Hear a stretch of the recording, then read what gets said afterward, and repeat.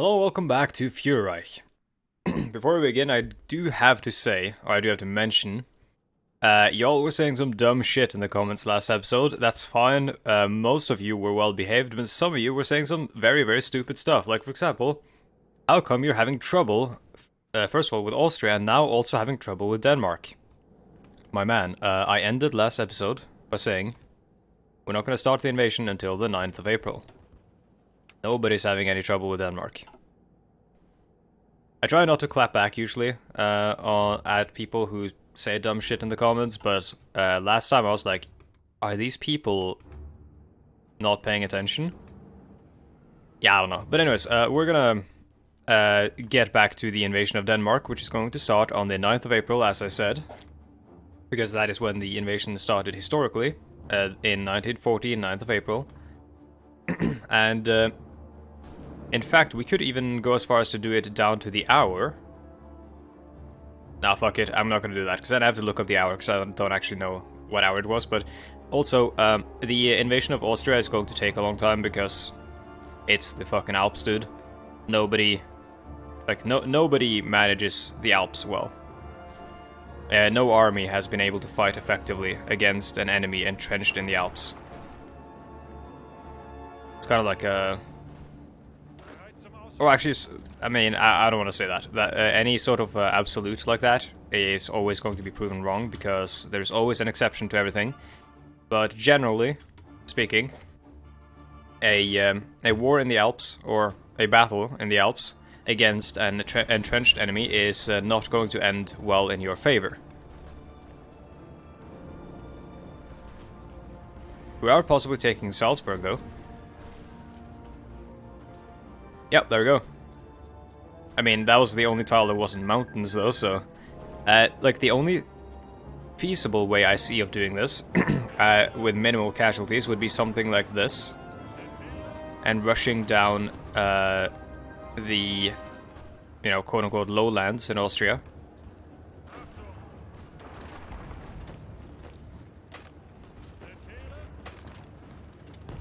Seems like the more reasonable approach. Let's see. Yeah, the Danish are flying their planes up over Berlin and stuff, and we are intercepting them. Well, the one plane. I think we've shot down the rest. Oh shit, I actually missed it. 10th of April. Never mind, it was delayed slightly because I was on way too high speed. Go.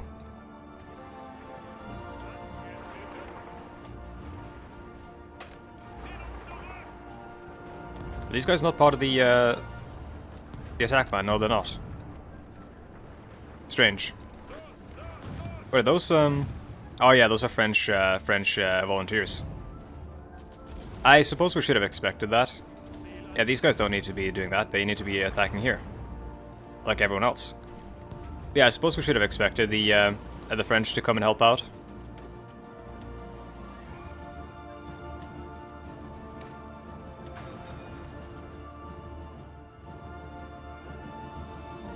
Now, this is a very narrow front, which makes fighting through it kind of hard. As you can see, like, a bunch of our divisions are getting worn down before they can actually keep fighting. But if we can't push through immediately, we can reinforce with troops from around here. Because the problem with Austria here is that we can't really set too many troops on their border, I don't think, because they'll start suffering attrition. Let's have a look first to see if we actually need anything. No, I don't think we'll need to send more troops to Denmark.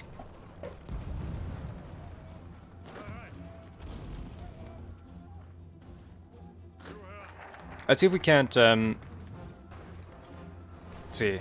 If we can't mass some troops down here and try to just push on, Nah, let's not. Let's keep going the way we're doing it. And, these guys, yeah, they're worn out, but they still have organization. I'm gonna try to assist this.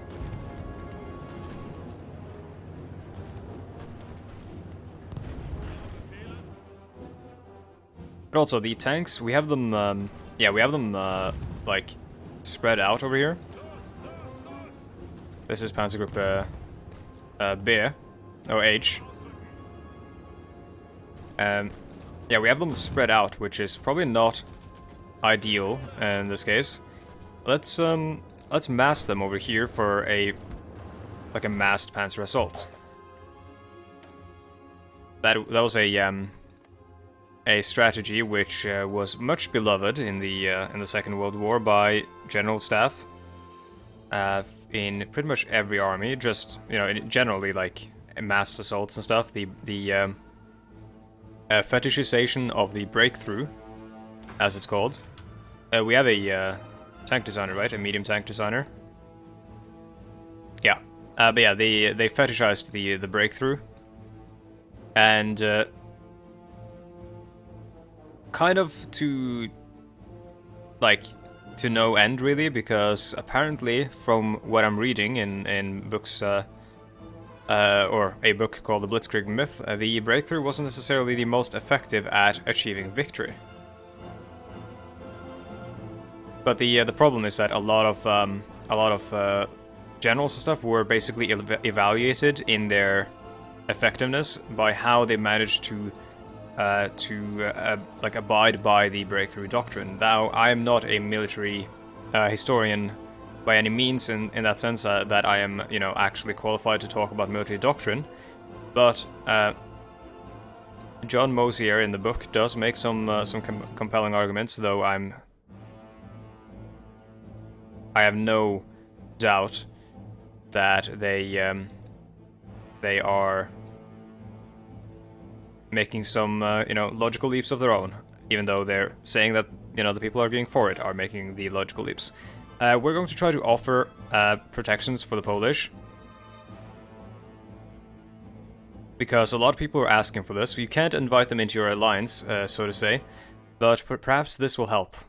Offer protections for the Polish.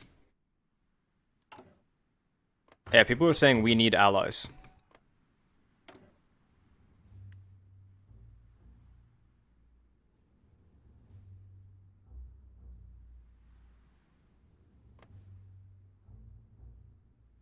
Wondering where we will find allies.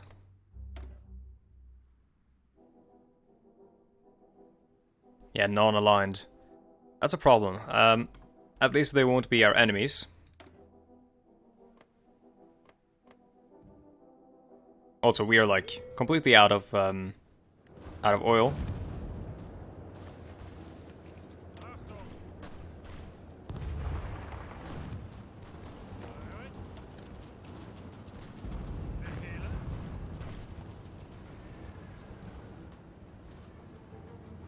Actually, you know what? Fuck that. We don't even need to take that tile. We'll just rush right into this.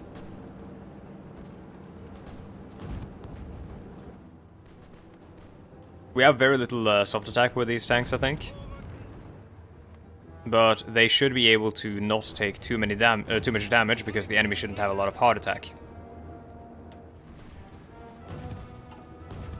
Also, can we get some new traits? We cannot. Not yet, but he's about to level to level 5. He might gain a trait in the near future.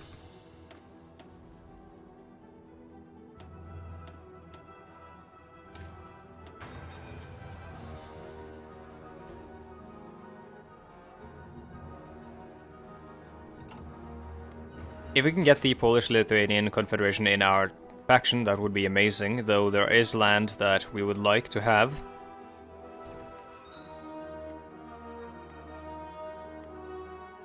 I believe, right? There's land that the Germans would, at least, I think, try to argue that, you know, that it belongs to them. How, you know, fallacious that argument may be, or whether, no, you know, regardless of how fallacious that argument may be, I think they would still argue that parts of Western Poland would be, or should be, theirs.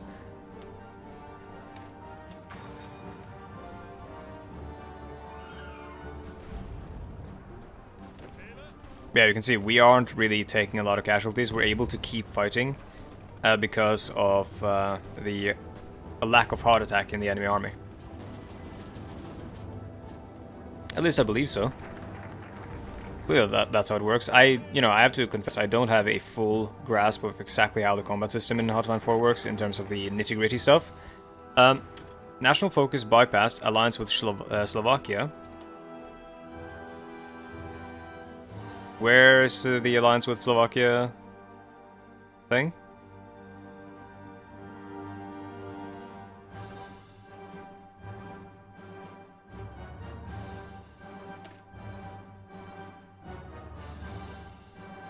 Wait, are we allied with them now, or is it because they hold...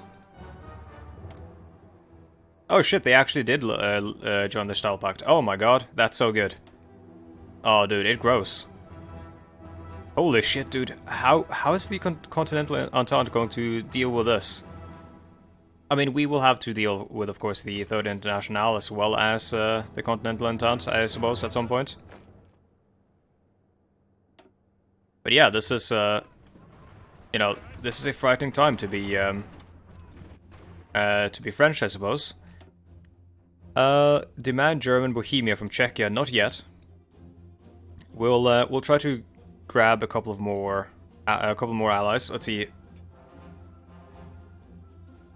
Is it a faction? Yes. Gains annex war on Belarus and Ukrainian National Republic. Germany supports Polish Kresy claims, or we can do Eastern European outreach and try to grab the Ukrainian National Republic and Belarus.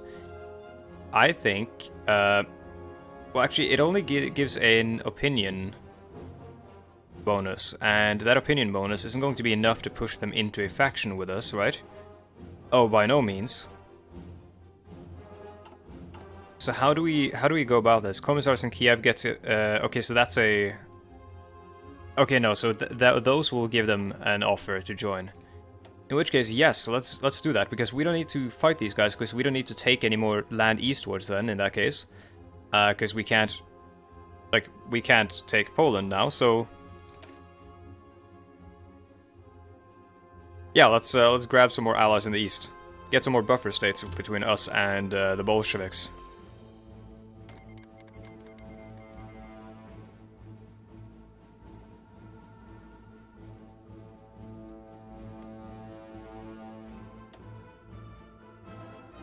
And of course we are basically completely out of oil, purely because of our airplanes and our tanks in operation. Tanks do guzzle a lot of oil, and so do airplanes. Oh, we can probably call in our allies here.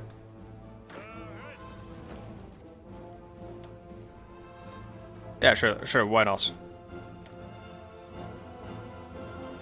Oh yeah, of course we need to call in Poland.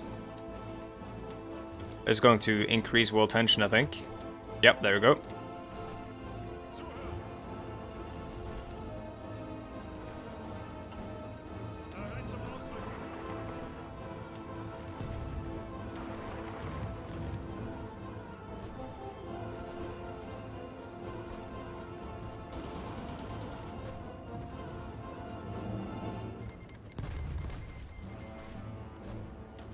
Hungary has been called in as well.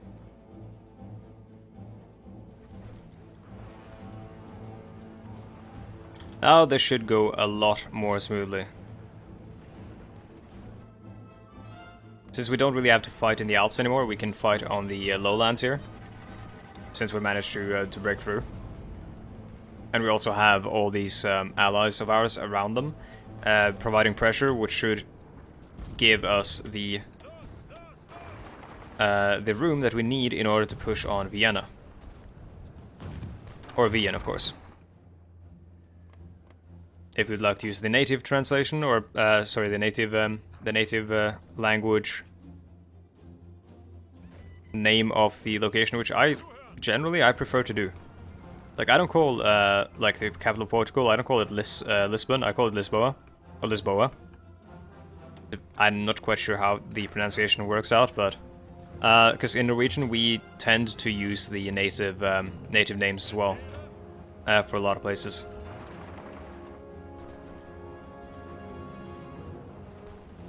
You know, we don't need to attack with these guys. We can hold these guys and just aid on this attack, because if we take this, these guys are encircled.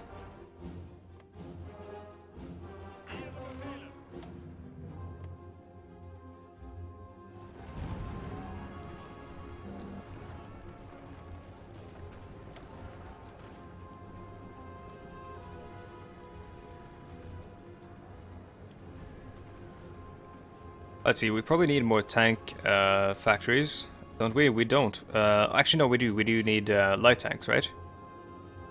Oh yeah, we do. We need a lot of light tanks. And we probably need planes as well. We need... probably not right now. Well, actually, no, we need strategic bombers, which we haven't researched yet, have we? No, we have. Dornier 19. Yeah, we need strategic bombers. And of course, we do need to start the guerrilla.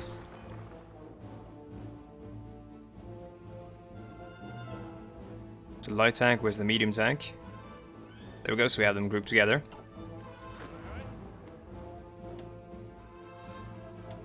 Okay, everyone's being called into this war now, and not that I necessarily wanted them to be, but that's fine. Does that mean that Sweden is called in against Denmark? Don't think so.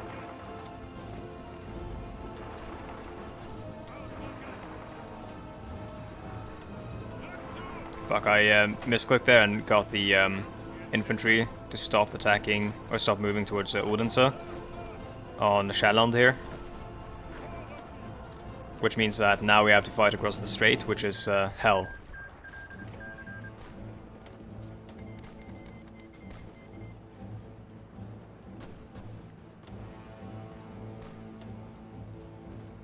Yeah, everyone's getting called in.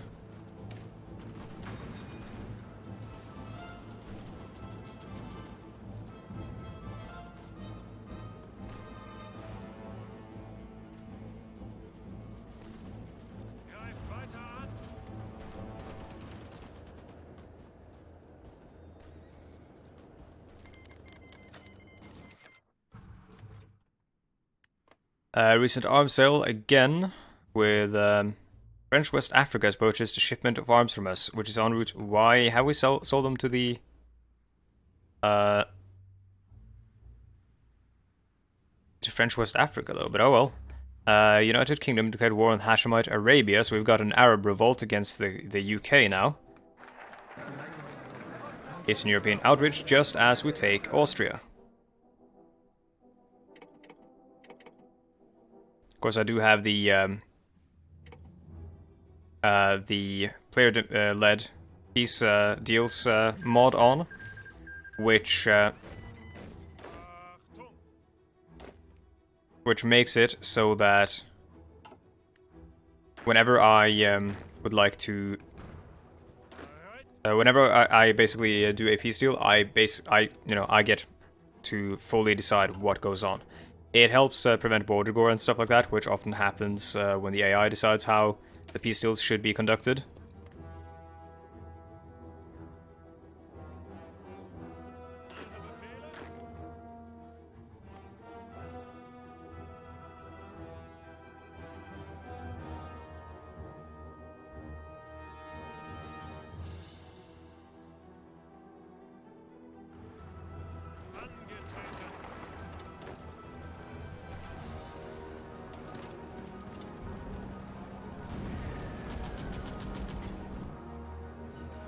Yeah, the Swedish are now trying to cross, but to no avail, because again, straight crossings are hell. You can see 10 divisions, Finnish, trying to cross. 10 Finnish divisions versus 2 Danish divisions and 1 cavalry division, and they're not able to cross. That just sort of illustrates how incredibly hard it is to fight in unfavorable terrain.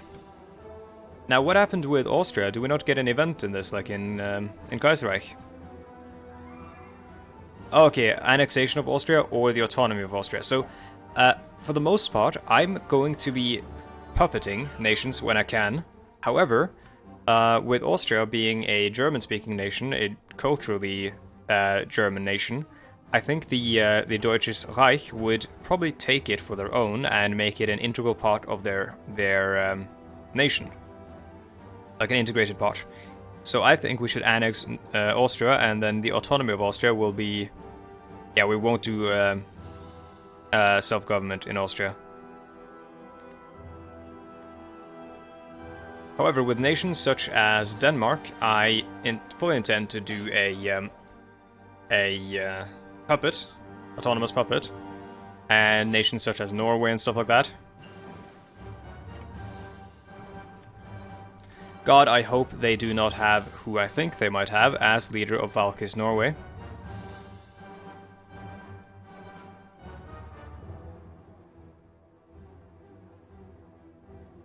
Actually, don't even see the Valkist ideology in Norway. Might not even have any reach.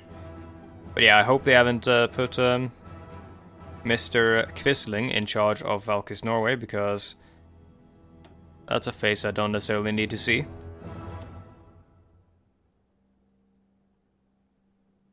Quisling, of course, was the man who on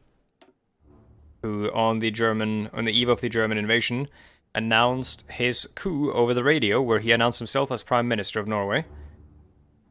You know, unelected, of course, and you know, he had met Hitler a number of times and was leading basically the Norwegian equivalent of the Nazi Party. Well, they had modeled their ideology after the German Nazi Party's ideology, and they were eagerly awaiting the German invasion. He was, of course, executed post-war. I believe the last time an execution has occurred on Norwegian soil was post-war, after those, after all that, because the death penalty is not actually, like, allowed in Norway, I think. Or, I mean, I know it's not allowed right now, but I don't even know if it was legal then. I think it was, probably. But yeah, he was hanged, I think, or something like that, or shot. I don't actually remember the exact details. His name, now you can find it in the Oxford English Dictionary, Quisling, meaning traitor, betrayer, coward, etc. We have a light tank division apparently in this, which shouldn't be here. It should be part of one of the panzer groups. We'll make another panzer group actually, and because we have a lot of panzer generals. Panzer group Gruppe E. Gruppe, sorry. Panzer. There we go, Panzer Group E. And we should give them a general, and since we have so many to pick between, doesn't really matter that much. Manstein is extremely well regarded by the history books when it comes to panzer tactics, or armor, you know, armor tactics and stuff. Most of it, I believe, probably is deserved, though I'm sure a lot of it is overhyped as well. Are the Italians part of the Continental Entente? They are not. However, we're probably still going to have the these guys up here anyways. The Mountain Corps, because they don't really have any other very good like fronts to fight on. Possibly here, here in Alsace and stuff, but it's not necessarily like we aren't going to be fighting here, I don't think. This is a very, very terrible place to fight. Neutrality won't save Ukraine. Well, fuck you, Ukraine.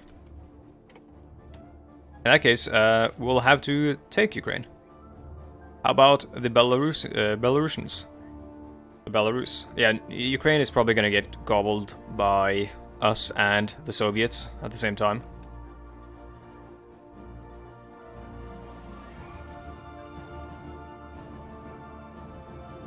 Any war with the Soviet Union needs to be very thoroughly planned, because we need to plan for the defense of Finland and Sweden, as well as the like an attack through Eastern Europe here, and we need to plan for a long war because they're probably going to be able to hold out for quite a long time.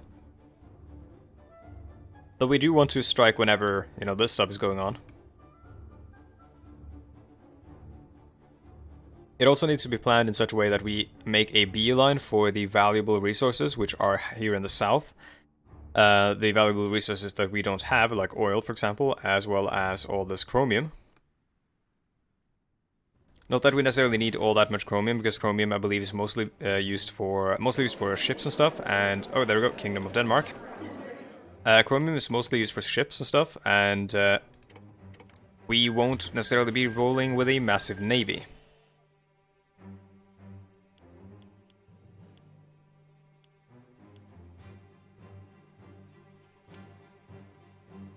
Improved artillery, let's start that line, though it's probably not going to get rolling for quite a while.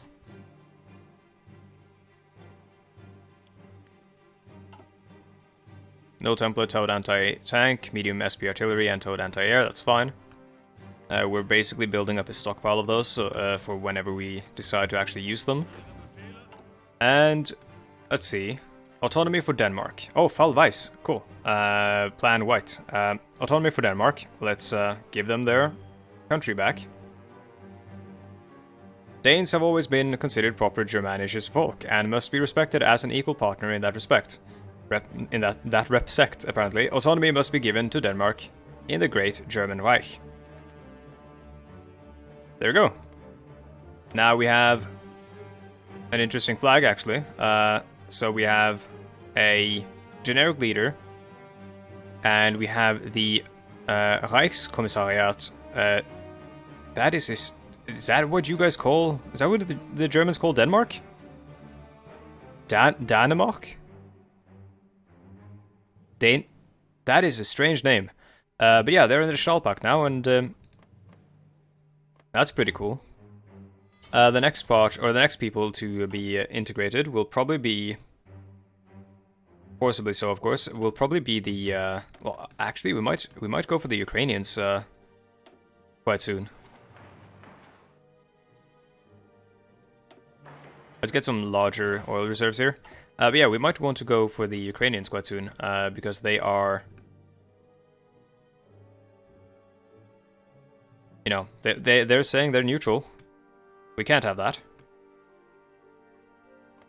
We need everyone in Eastern Europe to stand behind us when we confront the Bolshevik menace.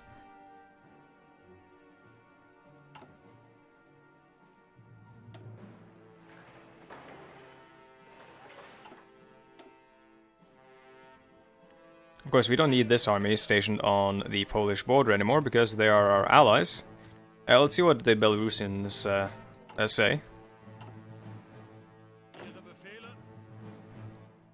Yeah, let's station these guys actually in Poland against the Ukrainians and set up an attack plan. Or an offensive line, as it's called.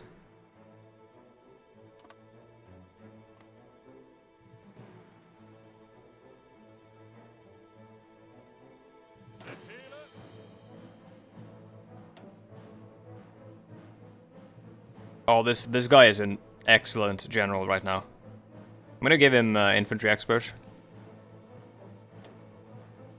I think, yeah, Heinrici. So we need to start getting these guys experience. So I think I'm gonna shift this guy over towards arms movements done. I'm gonna shift this guy over to. Okay.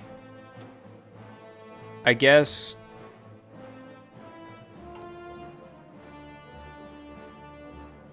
Huh. I mean, that's a problem. So the Polish declared war on Belarus while we were trying to negotiate their entry into the Stahlpakt.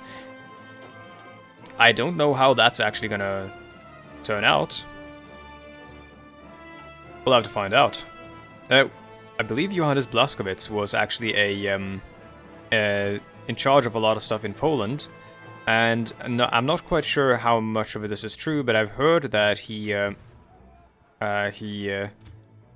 I might be incorrect on this, but if I remember correctly, I believe that he was instrumental in the savings of several of the lives of many many. I don't know if they were Polish Jews, but or if they were just Poles, like intended for certain camps or something. But I believe he made. He took special measures to try to protect the Poles under his command, and because of his leniency in the eyes of some of the other members of the German or the Nazi high command, I believe was removed from his post.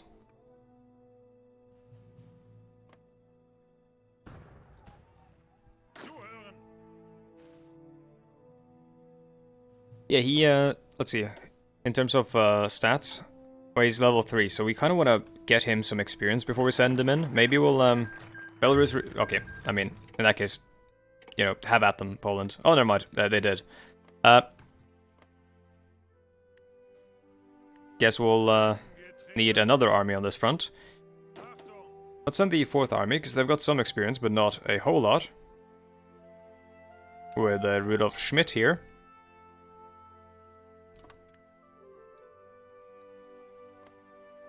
And let's see. These guys have, yeah, Gotthard has experience. He doesn't need any more experience, in which case I'm actually going to swap him out. So I'm going to swap him out for someone who will need the experience. We'll swap him out for...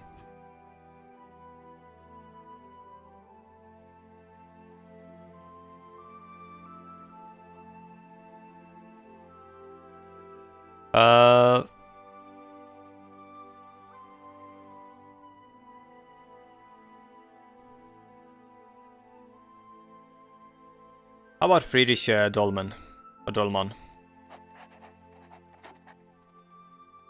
Give him Fortress Buster as well. And Friedrich Dolman will be sent over towards the Czech state.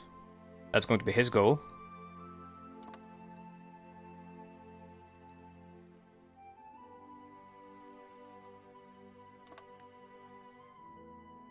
Like so.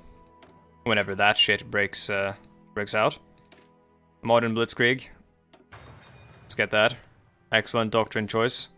And let's trade with Portugal, I suppose, for some tungsten, and let's stop trading for the rubber, because apparently we are creating enough now with our synthetic refineries. That might change in the near future, though. We might be able to, or we might be like ramping up production in such a way that we require more.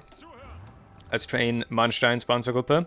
We have Guderian. I saw him a moment ago. So we'll put him in charge of the medium tank division once we get that up and rolling.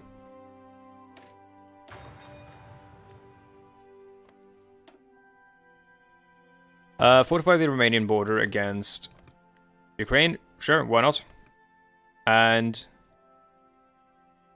see, we've got the plans and stuff. Oh, they actually puppeted Belarus, in which case we need to set this army up somewhere else. We'll set them up against the Soviet Union. Why not? I think that's going to be their, like, their intended purpose in the long run anyways.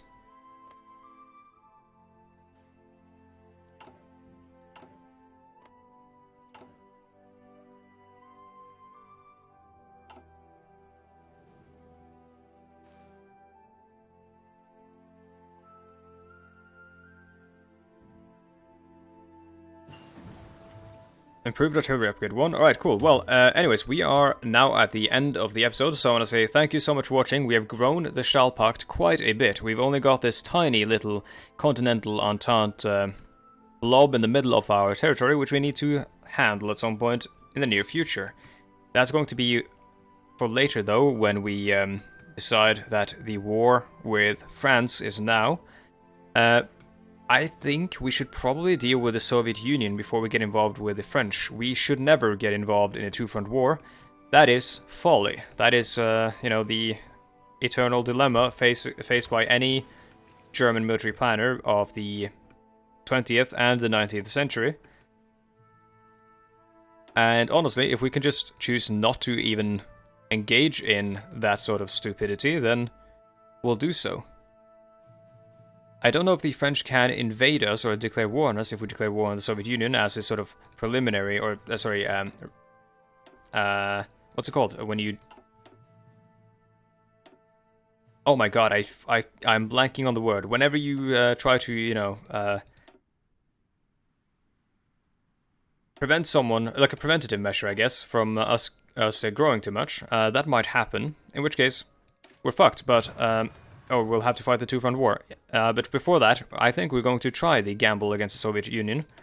They're quite strong, they've got a lot of divisions, so do we though, and we have a lot of allies.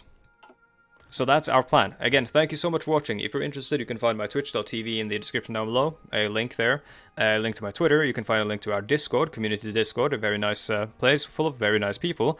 Also, Turkey took back the Italian lands.